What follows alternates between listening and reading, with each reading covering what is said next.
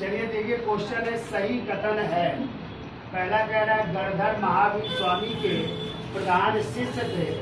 दूसरा कह रहा है गणधर का शाब्दिक अर्थ श्रेष्ठ शिष्य होता है।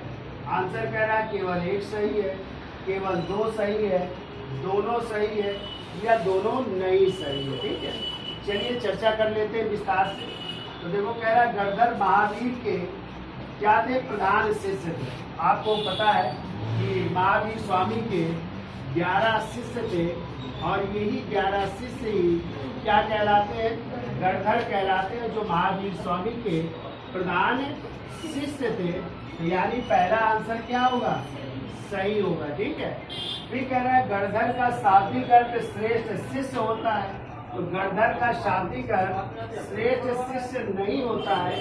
गणधर का शाब्दिक अर्थ होता है ये एक विद्यालय के क्या थे? ये विद्यालय के प्रमुख थे या विद्यालय के प्रधानाचार्य कह सकते हुआ करते थे। ठीक है, विद्यालय के क्या हुआ करते थे? प्रधानाचार्य हुआ करते थे या प्रमुख हुआ करते थे। वो कहलाते थे क्या? गणधर। और हमने आपको बताया है कि महावीर स्वामी की मृत्यु के समय सभी गणधर मर गए थे, केवल 2 जिंदा थे। तो महावीर स्वामी के बाद जो अगला जैन संघ का अध्यक्ष बना था, वो जैन संघ का जो अध्यक्ष बना था वो थे सुधर्मन। कौन बने थे?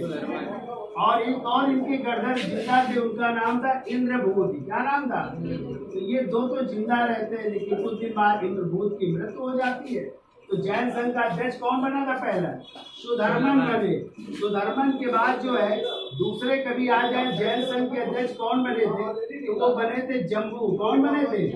और ये कितने वर्षों तक रहे थे?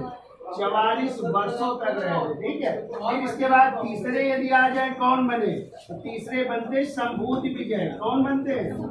शंभूति विजय बनते हैं। ठीक है, और चौथे कभी आ जाए तो वो बनते आपके भद्र बाहु बनते हैं। ठीक है, ये 4 ऐसे व्यक्ति हैं जो महावीर स्वामी की मृत्यु के बाद क्या बने? जैन संघ के अध्यक्ष बने। क्लियर? यहाँ पे क्या होगा? केवल एक सही होगा, दूसरा क्या है? तो गणधर का श्रेष्ठ शिष्य नहीं होता है, बल्कि विद्यालयों के क्या होते? प्रमुख होता है। ठीक है।